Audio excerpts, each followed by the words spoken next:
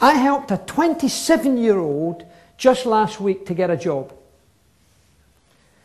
He was a great salesman, working down south, a Scot, 27 years of age. He had a wife and a child, and I'm not going to tell you how little he was earning, selling. And he's a good salesman because he won the Best Salesman of the Year award for about 4 consecutive years, but he wanted to climb up and do a better job and a better opportunity, and he can't get a job because he's got to sit an exam. And almost every time you go for a job nowadays, you've got to sit one in English and one in arithmetic.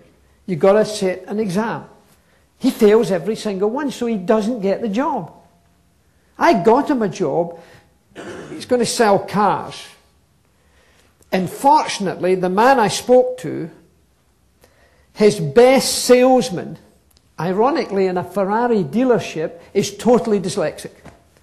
But boy does he sell, because he can talk and he's trying to charm everybody, and he's desperate for praise, he's desperate to succeed, and therefore he sells harder than the bright ones.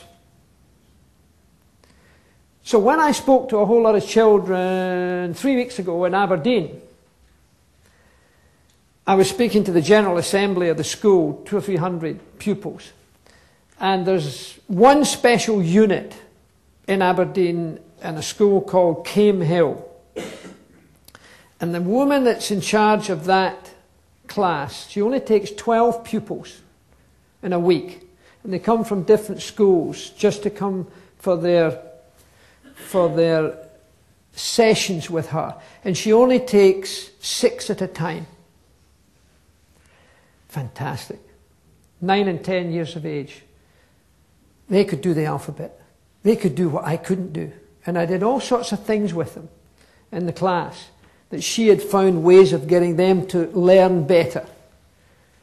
And sure enough, they were coming along and they were beating me up, which is great. But not surprising, because they're using new methods that I never had. Problem is, there was 12 people.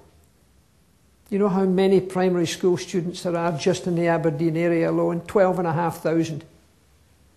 So therefore only 12 were getting dealt with out of 12,500.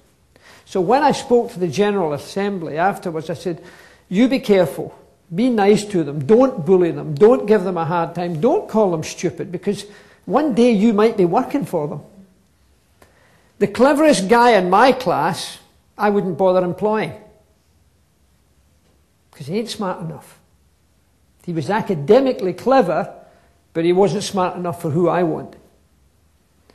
As a dyslexic, you find other ways of doing business. You think out of the box. But you can't think out of the box at school, because there are set parameters. So what happens? You just get through school as best you can.